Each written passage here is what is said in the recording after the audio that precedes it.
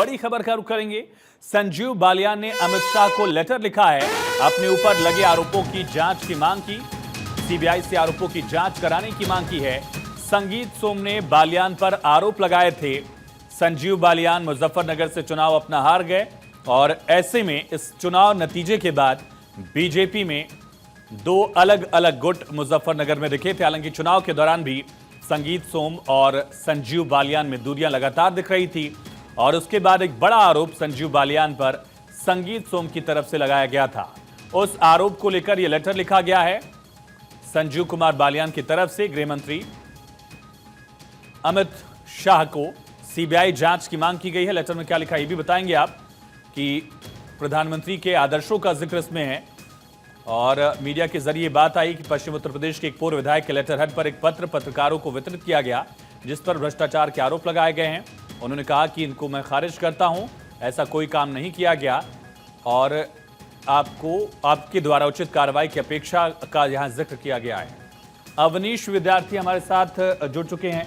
Awanish, letter लिखा गया है गृह मंत्री अमित शाह को, लेकिन इससे एक चीज तो स्पष्ट है कि संगीत सोम और संजीव बालियान का जो विवाद है वो अब भी खत्म नहीं हो रहा, पटाक्षेप नहीं है इसका। ये देखिए, रुकने वाला नहीं हो। चुनाव के पहले से ही विवाद चल रहा था और खासतौर पर जैसे जैसे चुनाव नजदीक आ गया तल्खियां और भी बढ़ती गई। संगीत सोम अपनी हार के लिए जहां संजीव बालियान को जिम्मेदार मानते हैं, वहीं संजीव बालियान भी संगीत सोम को मानते हैं कि उनकी वजह से वो जो है लोकसभा का चुनाव इस बार हारे हैं और पिछली बार भी जो काफी अंतर कम रहा था उसके कारण संगीत सोम की ही उदासीनता थी। इन दोनों विषयों को लेकर के ही एक दूसरे पर आरोप प्रत्यारोप का दौर चलता है, लेकिन हद तब हो गई जब परिणाम आने के बाद दोनों नेताओं ने अलग अलग प्रेस कॉन्फ्रेंसेस में एक दूसरे पर आरोप लगाए। उसके बाद फिर संगीत सोम ने एक प्रेस कॉन्फ्रेंस में तो बाकायदा जो है कुछ डॉक्यूमेंट जो है वो सर्कुलेट किए पत्रकारों को और उसमें ये आरोप लगाए कि ऑस्ट्रेलिया में कुछ लोगों के साथ मिल करके जमीनों की खरीद फरोख्त भी जो है वो की है। चूंकि केंद्रीय मंत्री थे संजीव बालियान, इसलिए उन्होंने इस पूरे मामले को लेकर के केंद्रीय गृह मंत्री अमित शाह को पत्र लिखा है और अपनी एक तरह से सफाई भी दी है और साथ ही साथ जो आरोप लगे हैं उन पर कार्रवाई करने की मांग की है और सीबीआई जांच की मांग की है जो आरोप संगीत सोम ने उनके ऊपर लगाए हैं। इसको लेकर क्या कोई संगीत सोम का रिएक्शन सामने आया और पार्टी के लिए चिंता कितनी बड़ी है, खास करके उस बेल्ट में जहां बीजेपी हारी भी है? पार्टी के लिए जो सिर्फ चुनाव के बाद सामने आ रही अलग अलग इलाकों में, वो सिर्फ मुजफ्फरनगर की बात नहीं और भी दूसरी जगहों की जहां समीक्षा हो रही है। कल आपने देखा तस्वीर सिद्धार्थनगर की, उससे पहले अयोध्या की तस्वीर आपने देखी। तमाम सारी जगहों पर इस तरह के विवाद खुलकर सहारनपुर में आपने देखा।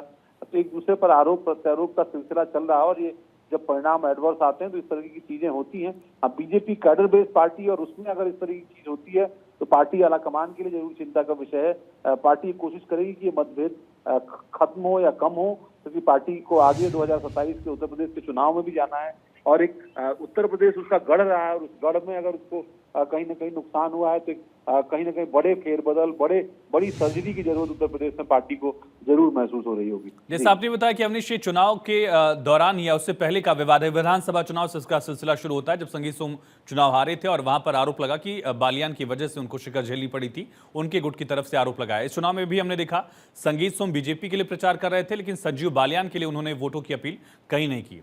जब बड़े नेता पहुंचे तो क्या उनकी तरफ से इस मतभेद को खत्म करने की कोशिश नहीं की गई?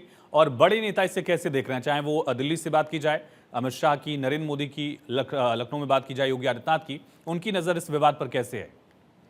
देखिए, उसी तरीके से कि पार्टी के सामने एक छत्रप जिस इलाके में अपने जाट नेता के तौर पर संजीव बालियान की अपनी पहचान रही है, पार्टी ने उनको दो बार मंत्री बनाया केंद्रीय कैबिनेट में।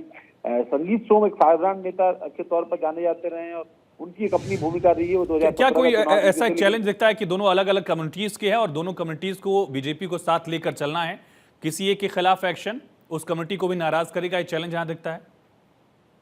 बिल्कुल आ सकता है। राजनीति में इस तरह के चैलेंजेस आते हैं पॉलिटिकल पार्टी के सामने, लेकिन फिलहाल चूंकि मामला जैसे जैसे बढ़ता जा रहा है पार्टी की किरकिरी हो रही है और मुझे लगता है कि इस पत्र लिखने के बाद संगीत सोम का भी जिस तरह के वो सभी के नेता हैं उनका भी एक तल्खी भरा बयान जरूर सामने आएगा।